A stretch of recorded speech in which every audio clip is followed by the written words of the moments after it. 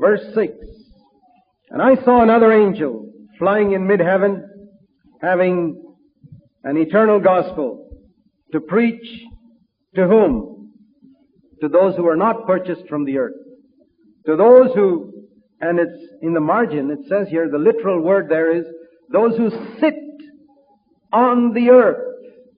In other words, those who have made this earth their dwelling place.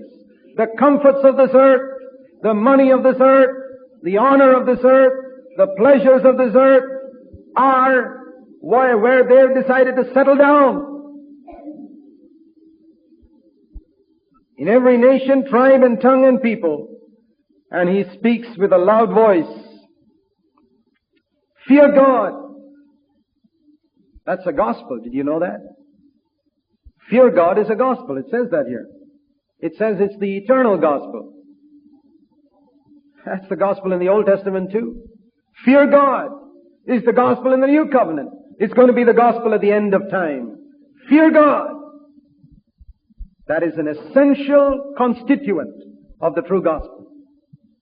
Give Him glory. That's part of the true gospel.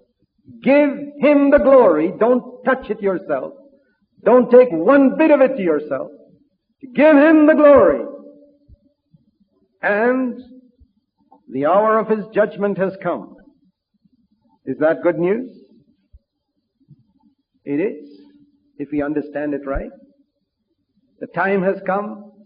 Peter says that judgment must begin where? At the house of God. With me, with you first. Then for the world.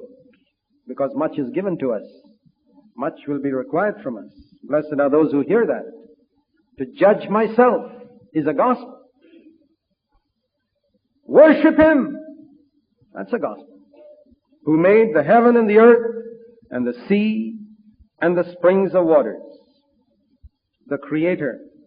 Because man would not give Him the glory as Creator, therefore man goes down into the pit of darkness. We read that in Romans 1 verse 20 and 21. They saw the glory of God in creation and they were not thankful. They did not fear Him. They did not give glory to Him. They did not worship Him. Therefore they sunk into sin. And I want you to notice another thing here. Notice this phrase, the hour of His judgment. You remember when we considered Isaiah 61:2, it says there that Jesus said, the Spirit of the Lord has anointed me to preach the gospel, to proclaim the acceptable year of the Lord. And then He stopped. Because in Isaiah 61:2, the next phrase is the day of vengeance of our God. The acceptable year and the day of vengeance. And we saw that grace extends over a period of a whole year. Vengeance over one day. God is, as it were, saying, I would rather act 365 days in grace and one day in judgment. That's my nature. Now notice the same contrast here. The hour of judgment.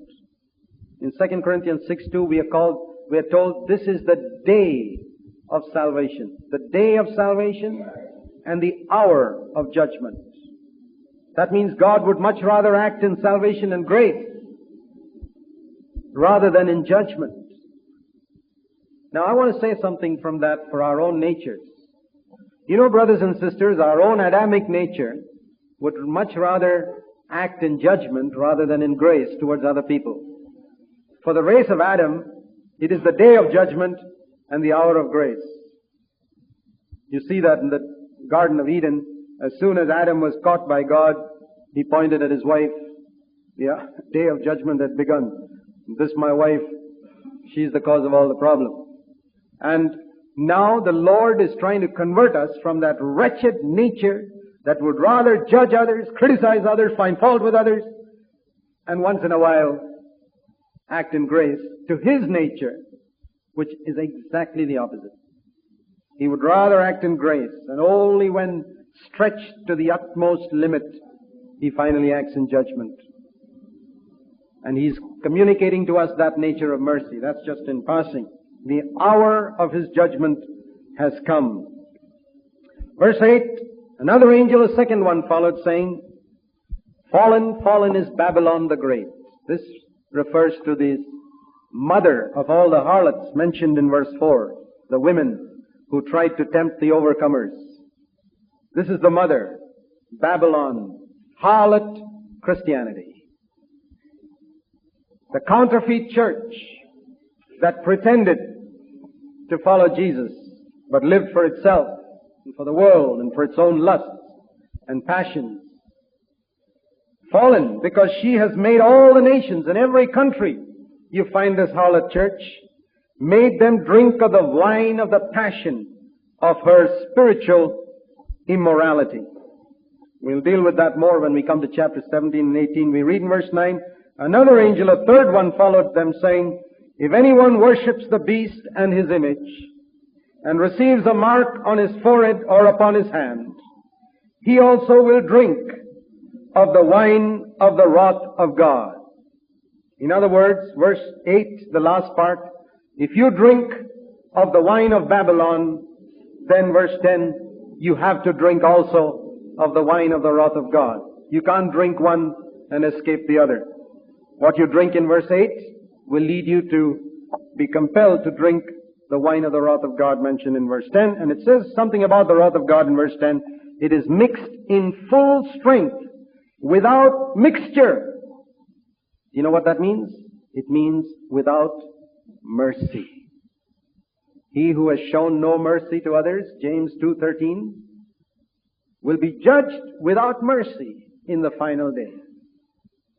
He who has never understood to be merciful to other people who have harmed him and cheated him and robbed him and done evil to him will in that day receive a judgment without mercy from the hand of God.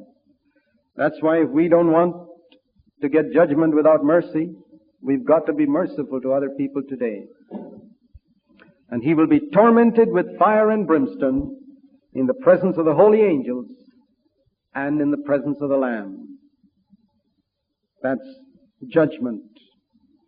And the smoke of their torment goes up forever and ever.